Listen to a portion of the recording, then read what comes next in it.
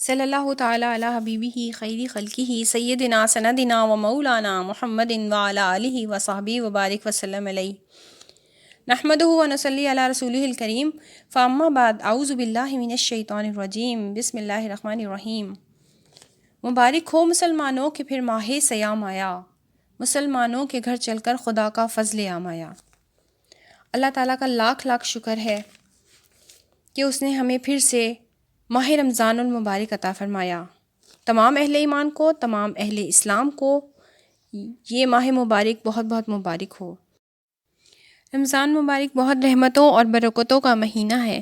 حضور اقدس صلی اللہ علیہ وآلہ وسلم 29 شعبان کو خطبہ ارشاد فرماتے، آپ صلی اللہ علیہ وآلہ وسلم نے فرمایا، اے لوگوں، ایک عظیم الشان اور برکتوں والا مہینہ تم پر سایہ فگن ہو رہا ہے، جس میں ایک رات ایسی ہے جو 1000 مہینوں سے افضل ہے۔ اللہ تعالیٰ نے اس مہینے کے روزے فرض کیے ہیں، اس مہینے کی راتوں میں عبادت کو افضل قرار دیا ہے۔ جس شخص نے اس مہینے میں ایک نیکی کی یا ایک فرض ادا کیا، اس کا اجر اس شخص کی طرح ہوگا جس نے کسی دوسرے مہینے میں 70 فرائض ادا کیے۔ یہ مہینہ صبر کا ہے، صبر کا صلہ جنت ہے۔ یہ مہینہ نیکی کا ہے۔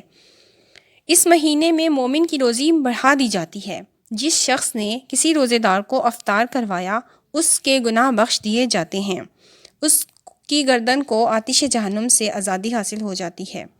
صحابہ اکرام نے عرض کی، یا رسول اللہ صلی اللہ علیہ وآلہ وسلم، ہم میں سے ہر کوئی استطاعت نہیں رکھتا کہ وہ روزے دار کو روزہ افطار کروائے۔ حضور اقدس صلی اللہ علیہ وآلہ وسلم نے فرمایا، اللہ تعالیٰ ہر اس شخص کو اجر عطا فرمائیں گے جس نے ایک کھجور سے، ایک گھونٹ پانی سے یا ایک گھونٹ دودھ سے کسی کا روزہ افطار کروایا۔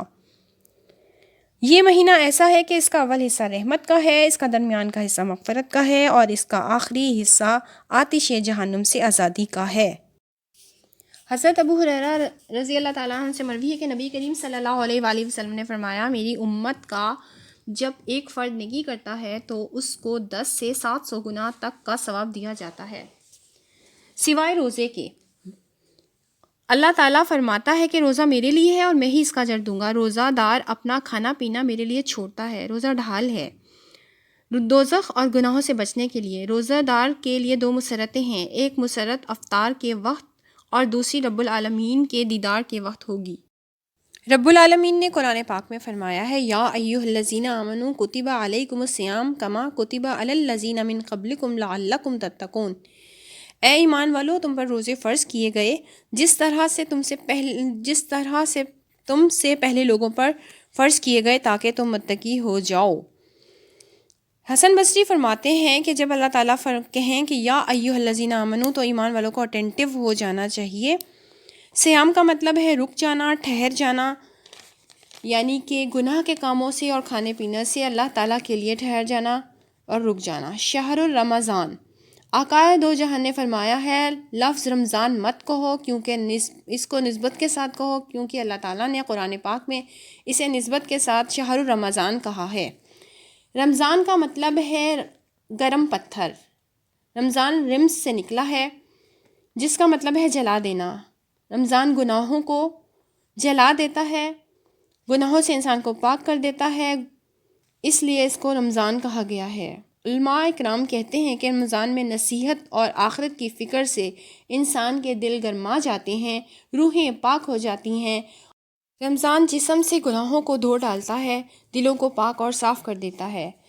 رمضان کے 5 حروف ہیں۔ رے سے رضوان اللہ، اللہ تعالیٰ کی خوشنودی اور اس کی رضا الہی۔ میم سے محبت اللہ، اللہ تعالیٰ کی محبت اور اس کی الفت۔ ضاد سے زمان اللہ، یعنی اللہ تعالیٰ ہر کام کا، ہر چیز کی ذمہ داری، اللہ تعالیٰ کو ضامن ٹھہرانا۔ الف سے الفت، اللہ تعالیٰ کی الفت، اللہ تعالیٰ کی محبت، اللہ تعالیٰ کی چاہت۔ نون سے نور اللہ، اللہ تعالیٰ کا نور، اللہ تعالیٰ کی مہربانیاں، یعنی رمضان المبارک اللہ تعالیٰ کی محبت، اس کی رضا، اس کی ضمانت، اس کی الفت اور اس کے نور حاصل کرنے کا مہینہ ہے۔ کہتے ہیں کہ تمام مہینوں میں رمضان کی مثال ایسی ہے جیسے انسان کے سینے میں دل، یا انبیاء علیہ السلام میں نبی، شہروں میں شہر الحرم۔ جس طرح سے شہر الحرم میں دجال داخل نہیں ہوگا، اسی طرح سے اس مہینے میں سرکش شیاطین داخل نہیں ہو سکتے۔ رمضان خود اپنے گناہ گاروں کی سفارش کرے گا۔ دل جس طرح سے ایمان کے نور سے جلا پاتے ہیں، اسی طرح سے رمضان المبارک کی زینت قرآن پاک کی تلاوت سے ہے۔ جو شخص اس ماہ مبارک میں بخشش حاصل نہ کر سکا، اپنے آپ کو گناہوں سے نہ بخشوا سکا، تو پھر کون سے مہینے میں بخشوائے گا؟ بندے پر لازم ہے کہ وہ توبہ کرے، سچی توبہ سے اپنے رب کو راضی کر لے۔ نبی کریم صلی اللہ علیہ وآلہ وسلم کا ارشاد ہے کہ رمضان کی پہلی رات آتی ہے تو آسمان اور جنت کے دروازے کھول دیے جاتے ہیں اور اس ماہ کی آخری تاریخ تک بند نہیں کیے جاتے۔ اللہ تعالیٰ کہتے ہیں تمام جنت کے دروازے کھول دو، جہنم کے دروازے بند کر دو اور سرکش شیاطین کو قید کر دو۔ سرکش شیاطین کو قید کر دیا جاتا ہے۔ نبی کریم صلی اللہ علیہ وآلہ وسلم نے فرمایا کہ رمضان کی ہر رات میں اللہ تعالیٰ 3 مرتبہ فرماتے ہیں، ہے کوئی مانگنے والا کہ میں اس کا سوال پورا کروں، ہے کوئی توبہ کرنے والا کہ میں اس کی توبہ قبول کروں، ہے کوئی مغفرت کا طالب کہ میں اسے بخش دوں، ہے کوئی ایسا جو ایسے غنی کے ساتھ سودا کرے جو نادار نہیں ہے، پورا بدلہ دینے والا ہے، کسی کی حق تلفی نہیں کرنے والا۔ ہر افطار کے وقت 1000 دوزخیوں کو آزاد کر دیا جاتا ہے۔ ارشاد باری تعالیٰ ہے انا انزلناہ فی لیلۃ القدر، ہم نے اس قرآن پاک کو شب قدر میں نازل کیا۔ قرآن پاک اترنے کی طرف اشارہ ہے۔ شب قدر وہ رات ہے جس میں اللہ تعالیٰ حکم دیتے ہیں جبرائیل علیہ السلام کو کہ جبرائیل علیہ السلام اپنے فرشتوں کی جماعت کے ساتھ زمین پر اتر جائیں۔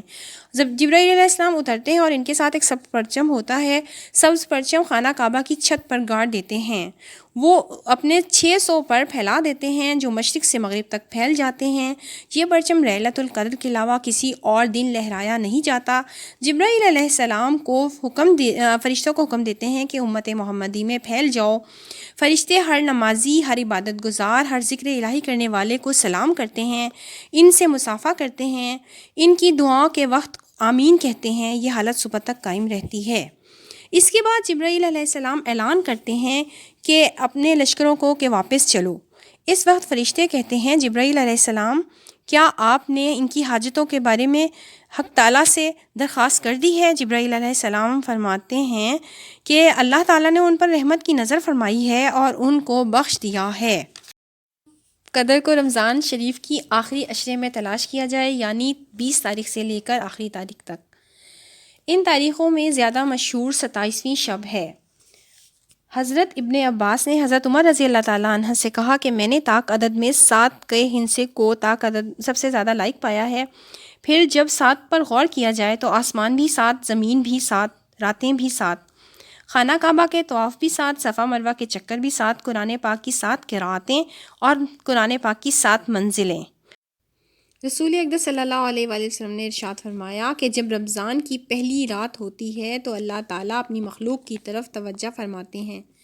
جب اللہ تعالیٰ کسی بندے پر نظر ڈالتے ہیں تو اس کو کبھی عذاب نہیں دیتے۔ اللہ تعالیٰ کے حکم سے ہزاروں جہنمیوں کو آزاد کر دیا جاتا ہے۔ حضور اقدس صلی اللہ علیہ وآلہ وسلم فرمایا کہ اگر بندوں کو معلوم ہو جاتا کہ ماہ رمضان المبارک میں کتنی خیر و برکت ہے تو یقیناً بندے تمنا کرتے کہ کاش یہ ماہ رمضان تمام سال ہوتا۔ رسول اقدس صلی اللہ علیہ وسلم کی سخاوت میں سب سے زیادہ سخی تھے۔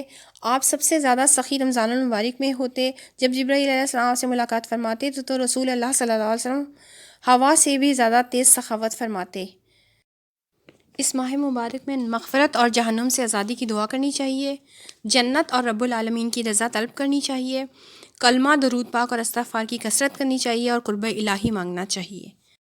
رسول اقدس صلی اللہ علیہ وآلہ وسلم نے فرمایا کہ روزہ اور قرآن کریم بندے کی شفاعت کریں گے۔ روزہ کہے گا، اے خدا تعالیٰ، میں نے اس کو کھانے پینے اور خواہشات کی تکمیل سے روکے رکھا، لہٰذا اس کے حق میں میری شفاعت قبول فرما۔ قرآن کریم کہے گا کہ اس کو میں نے رات سونے سے روکے رکھا، اس کے حق میں میری شفاعت قبول فرما۔ ان دونوں کی شفاعت قبول کی جائے گی۔ نبی کریم صلی اللہ علیہ وسلم کا معمول تھا کہ جب رمضان المبارک آتا تو آپ قیدیوں کو آزاد فرماتے اور ہر سائل کو بہت کچھ دیتے۔ نبی کریم صلی اللہ علیہ وسلم نے فرمایا کہ جب رمضان کا مہینہ آتا ہے تو اللہ تعالیٰ تمہیں رحمت سے ڈھانپ لیتے ہیں، تمہارے گناہوں کی معافی کرتے ہیں، تمہاری دعاؤں کو قبول فرما لیتے ہیں اور تمہاری وجہ سے فرشتوں پر فخر کرتے ہیں۔ اللہ تعالیٰ کی طرف نیکیوں میں تم بھی آگے بڑھ جاؤ، اور بد نصیب ہے وہ شخص جو اس مہینے میں اللہ تعالیٰ کی رحمت سے فیض یاب نہ ہو سکے۔ اس ماہ مبارک سے مکمل طور پر فیضیابی عطا فرمائے، آمین یا رب العالمین۔ سبحان ربک رب العزت عما یصفون وسلام علی المرسلین والحمد للہ رب العالمین۔